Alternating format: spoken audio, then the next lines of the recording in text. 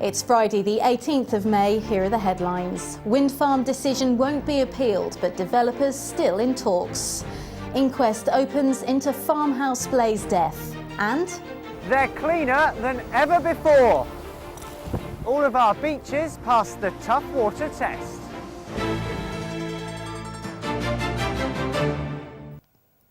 good evening and welcome to Solent Tonight. First, there won't be an appeal against a planning decision not to allow a wind energy farm at Wellow near Yarmouth. But talks are continuing over plans for a smaller wind farm on the site. Just days before the deadline for an appeal to be lodged, developer Your Energy says it won't revisit the scheme. It's been working on the plan since 2001 and says it's easily spent around £500,000 on the scheme. But the turbines proposed by London-based developer Your Energy for a field at Wellow near Yarmouth in the West Wight were still unanimously refused by the Isle of Wight Council's Planning Committee last October. 6 months on from that lively meeting at Newport's Medina Theatre and just days before the deadline for appeal runs out, Your Energy says it won't be asking the Isle of Wight Council to revisit its plans for 6 wind turbines, standing 100 metres tall. We didn't want to put both sides through unnecessary time and expense and cost. Well, there were 7 reasons for refusal. 5 of them were for landscape, 1 for bats and 1 for rights of way. And we felt we could have successfully fought those. But we don't want to be aggressive about this. We'd rather work together with the island. We know that half of the island is an area of outstanding natural beauty and it's a lovely place, and wind farms would need to be sited very sensitively, and Wellow is the best site. But from the start, the plans caused controversy. Locals cited fears of noise pollution, the effect on wildlife, fear that Wellow would be ruined by the giant blades.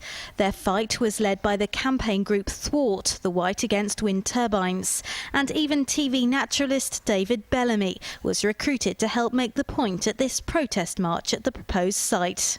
Everywhere is plastered with notices, we don't want giant wind farms here, and that's what we're trying to do. Thwart's welcoming the news that the plans won't be taken further and says the reasons for its refusal were strong. It says plans for turbines are often driven by profit and that wind energy is inherently unreliable. Despite what people might say about the island being windy, it isn't. It's actually not a windy site. It is an intermittently windy site. To my mind, the 2 questions that you ask about renewable energy. Can you actually store the energy for when you use it, when you need to use it rather, so you can match supply to demand, or can you predict it so you can match supply to demand? When you get to wind, you can't tick either of those boxes. But Your Energy's hoping a new, smaller scheme might tick the boxes after all. It says it's still in talks with the Isle of Wight Council over the Wellow site and that new plans may be submitted before the end of the year. But any changes are unlikely to convince Thwart that wind power at Wellow's a good idea. I think in that particular landscape you're going to have an issue, even if it was 1 conventional turbine.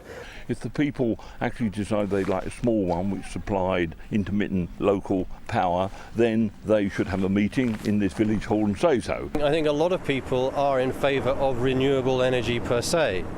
So if you ask them a question, are you in favour of wind farms, a lot of them will say yes, because it's a form of renewable energy and it's the sort of thing that we as responsible people have got to look at. You have to balance up the need for renewable energy with the need to, keep the quality of your environment and the visual quality of your environment as a tourism destination.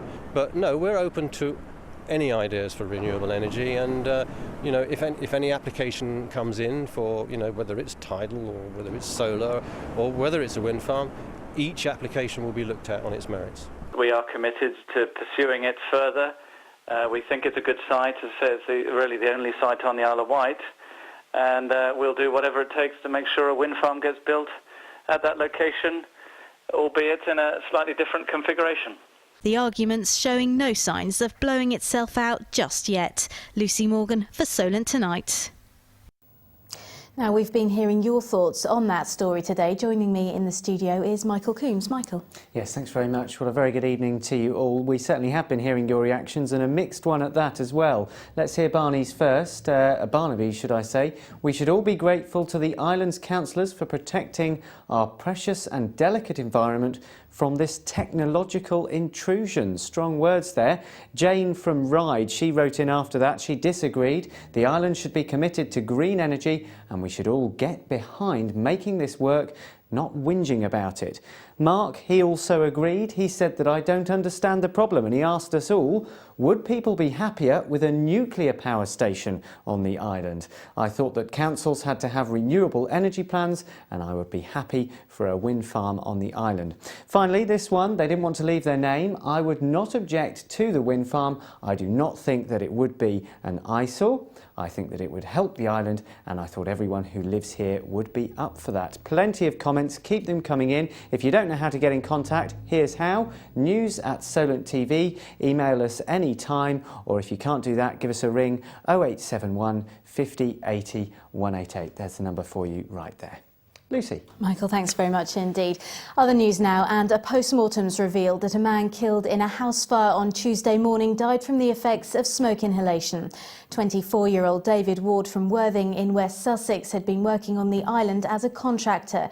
He'd been staying in temporary accommodation on a farm between Godshill and Chale. His body was discovered in the kitchen of the remote farmhouse by emergency crews attending the blaze shortly after 9 a.m. It's thought he was trying to escape. A second man jumped to safety from a first-floor window and was treated in hospital for smoke inhalation. An inquest has been opened and adjourned by the island's coroner. 2 people were cut free and 2 others walked away uninjured from a road crash in Wootton in the early hours of this morning. Emergency crews were called to the junction of New Road and Upper Woodside Road just after midnight. They remained at the scene until nearly 2 a.m. One person was treated in hospital after a vehicle left the road and crashed into a tree. A person was detained by police at the scene and was later released pending further inquiries. 17 beaches on the island have passed stringent water tests, marking them some of the cleanest in the country. The study, conducted by the Marine Conservation Society, is the only one that focuses entirely on water quality and sewage. The news comes just a day after 3 beaches on the island were awarded prestigious European blue flag status. Michael Coombs has had a busy day. He has the story. Golden sands and clear blue water. It's something many normally associate with beaches abroad. But not anymore. All 17 of ours have passed tough water quality tests, with over 3/4 of them being classed as excellent. And to achieve that excellent rating, water is collected from all of our beaches. It's then rigorously tested in laboratories for its cleanliness. It's then given a rating between poor and excellent. The study by the Marine Conservation Society is the only one in the UK that concentrates on water quality. The news comes just one day after 3 of our beaches achieved the prestigious European blue flag status. I'm always very pleased that we actually do get these awards for these beaches because the water quality is actually improving. And what will this mean for those people coming on holiday here? Much better water for people to bathe in, because people don't like bathing in sewages. And you patrol these beaches quite a lot. Have you seen a big difference? Yes, I have, especially this one here, except for the odd bit of seaweed that we get on this one, but this one here is very clean. Today's figures reflect a national picture, which shows that the number of beaches classed as excellent has quadrupled in the last 10 years. Officials say it's down to improved standards and a better way of dealing with sewage disposal. Michael Coombs for Solent Tonight in Freshwater. And Adult Learners Week got underway at the Riverside Centre in Newport today. The island's Deputy Lord Lieutenant, High Sheriff and MP Andrew Turner were among those at the Quayside Community Centre event. Awards were presented to islanders who've led the way in adult learning. They included a Respect Award signed by the outgoing Prime Minister Tony Blair. We're taking a short break now, but still to come in the second half of Solent Tonight, taking in the Tigers on a stroll in Sandown, and young athletes head to the Med. Join us on Solent TV after the break. Come on.